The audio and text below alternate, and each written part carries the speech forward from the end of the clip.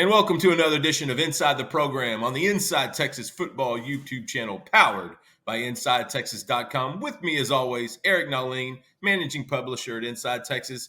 I'm Justin Wells, your host as usual. Hey, before we get started, like this video, subscribe to the Inside Texas Football YouTube channel. Help us climb, help us get that sub rate up. Hey, also come see us at InsideTexas.com. We continue to run a great special. We're adding subs.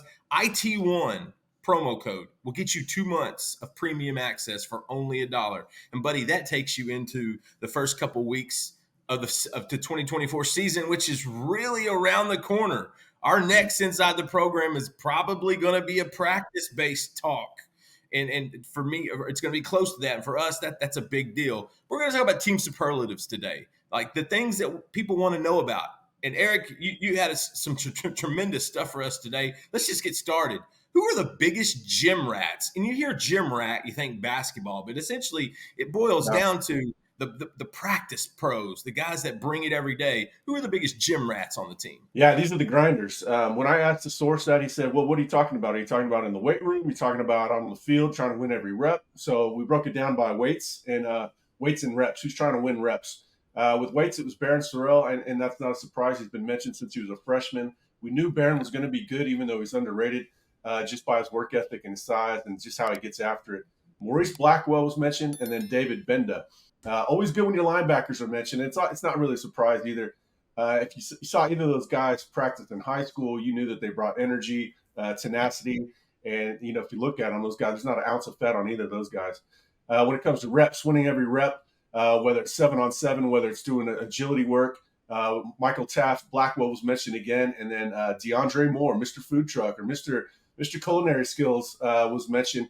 And, DeAndre Moore, it's a very underrated fact about him is he's one of the fastest players on the team that we'll get to in a little bit as well. Yeah, and that's what I want to shift to, is because when we get these questions, I get it all the time. I know you do too. Who are the fastest guys in the program? And since Sark has got there, the speed has been added each year, each cycle. They get faster and faster.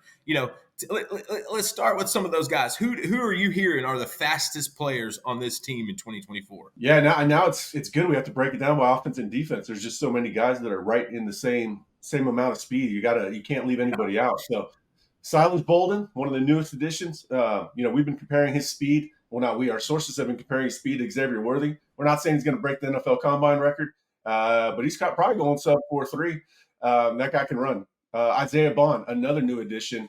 He ran 10.5 in high school. It's no surprise he's beating college cornerbacks at Alabama. He's going to do it at Texas. Plenty of deep speed. DeAndre Moore, we just mentioned him. Not a lot of track times. There's a play on his highlights coming out of high school, running down somebody on kick return where you just think he's breaking the sound barrier. Ryan Niblett ran 10.4 as a junior in high school. No surprise there. Jaden Blue, my source named him in this order. I'm not exactly sure it's in this order. Jaden Blue might be behind Bond or maybe even Bolden. He's going to run one of the fastest times in all of college football this year, as measured by miles per hour. He did that last year. All he needs is the crease. Ryan Wingo and Matthew Golden, again, new additions. We talked about all the speed. We have to grow this list every year. A lot of those guys we mentioned were not on the team last year. That takes care of the offense. What about the other side of the ball? Tell me about the defensive speed guys. Yeah, the wide receivers aren't getting a free pass. There's plenty of speed on defense too. You got Gavin Holmes, Warren Roberson, who's backup corner. He's got a lot of competition right now with some of the young bucks. Jahdae Barron, Jalen Gilbo, and Xavier Filsaime. They wanted to add a lot of speed at safety this past cycle. They did that with Filsaime. I was surprised to hear Gilbo's name. I asked him a little deeper on that. Hey, can this guy play corner? The guy said, yeah, corner might even be his best position because you don't have to process as much. There's just so much going on in the box. That's why you want Jahdae Barron there. But Gilbo's coming along at that position. There's no doubt about it. But I was happy to hear about their speed. So, the corners and the DBs aren't as fast as the receivers, but they're not slow themselves. No, and that's part of being on that side of the football. We talked about the weight. We talked about the strength. We talked about the speed. What about the smartest guys on the team? You got to have some of those brains. You got to have some of those nerds, and it can't just be the center on your offensive line. Who are some of the smarter guys in the program right now? Well, I was happy to hear that the quarterbacks were named first. Quinn Ewers and then Arch Manning. And then Jake Madrix, to stick with the cliche of the center being smart. It's true. It's a cliche for a reason. Kelvin Banks was mentioned. A lot of DBs, man. I was excited to hear about the DBs. 4 DBs were mentioned. You had Jahdae Barron and Manny Muhammad. Michael Taff, and Andrew Makuba. Makuba's not 100% there with the playbook, but Right. the smarts are there. The natural feel is there. By the end of August camp, I expect him to be fully caught up. So you got 4 guys, defensive backfield, and then Sorrell. Sorrell gets another mention. He doesn't just go hard in the gym. He's a smart football player as well. Yeah, I feel like Sorrell is just, Texas fans are aware. It's just the national and regional guys that are going to probably catch on to him in this season. You know who else is smart? That's Andre the Lawyer. Hey, this video is brought to you by our man, Andre the Lawyer. Call him at 214-444-8808. If you're injured, he's the team that secured millions and millions and helped out thousands of Texans with their injury cases. Your car wrecks, slip and falls, 18-wheeler accidents, on-the-job injuries, wrongful deaths. Don't let insurance tell you what your claim is worth. You got to hire Andre the Lawyer. Get him in your corner. He'll fight for you. His principal office is located in Dallas, but they will serve Texans throughout the state. So don't wait. Call Andre the Lawyer if you're ever in that position. 214-444-8808. Eric, if we don't hear who's the fastest guys on the team the most, we hear who's going to break out the most. And as much as we talk about these guys in the spring, because 3/4 of the new guys were already on the roster when spring ball was coming, tell us some of those guys. There's a few obvious ones, but let the fans know who are the most player likely to break out this year. Yeah, well, the source was reluctant to even say Ryan Wingo because they thought it was too obvious, but that was the first person he led with. It's no surprise, as you mentioned earlier, off air, that Quinn Ewers was singing his praises. Everybody sings Ryan Wingo's praises. The guy's a future top 15 pick, going to be a good player this year. I loved hearing Sark say that they're going to extend the rotation at receiver this year. He absolutely has to. There's just too much talent for him not to play these guys. Beyond Ryan Wingo, again, another guy that we've been mentioning since about 5 minutes after he got on campus is Silas Bolden.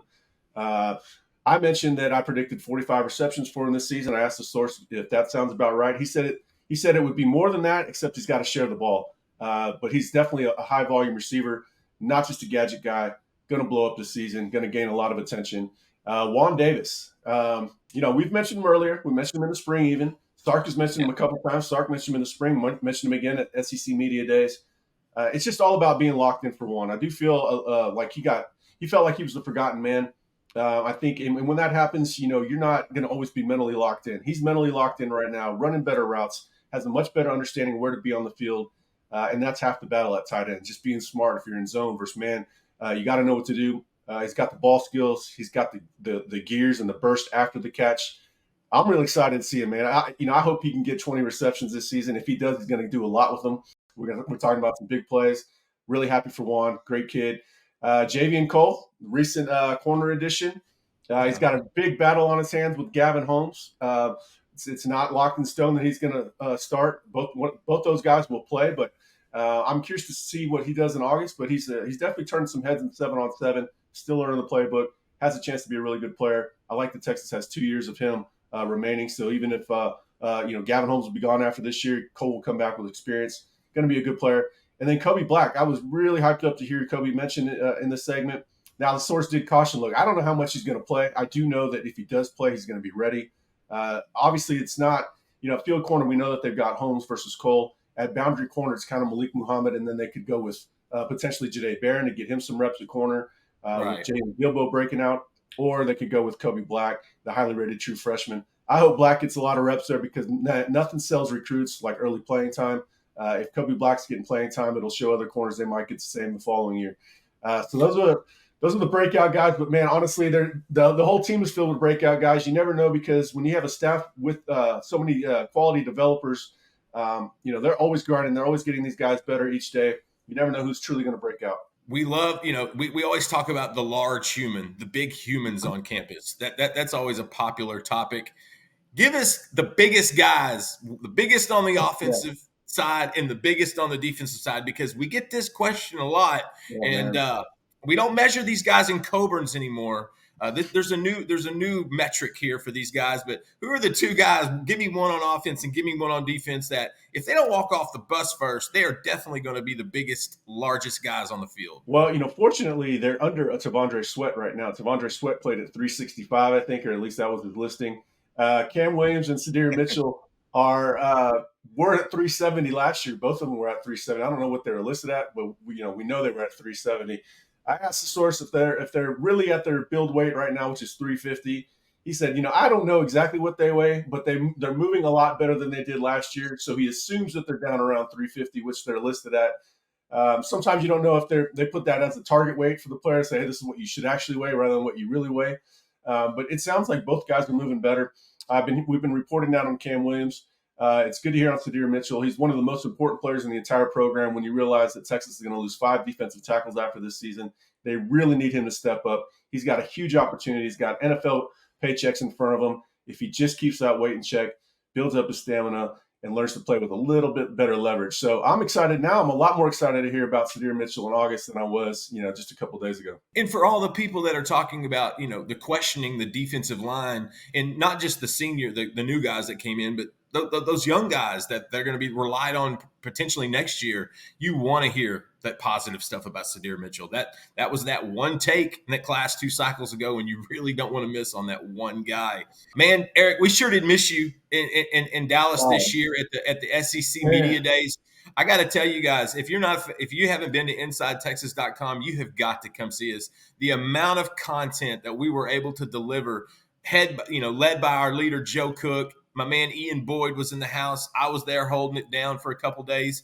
Come to InsideTexas.com and catch up on everything we talked about with SEC Media Days. Eric always brings that good stuff with his team information. Come see that as well. We're also talking about that recruiting event Thursday, July 25th. It looks like they're going to have that. Sark talked about that a little bit, about how he essentially wants players, these prospects, to see the last summer workout, because as soon as that thing is done on Thursday, they get to take off for a few days and get ready for July 31st, which is the opening of fall camp. And so come see us at InsideTexas.com. Hey, if you'll use the promo code IT1, you get 2 months of Inside Texas for only $1. That is some of the best deals that you can possibly can imagine. Eric, I sure do appreciate you today. Fans, thank you so much for making us a part of your day. And thank you for joining us on the Inside Texas Football YouTube channel, powered by InsideTexas.com.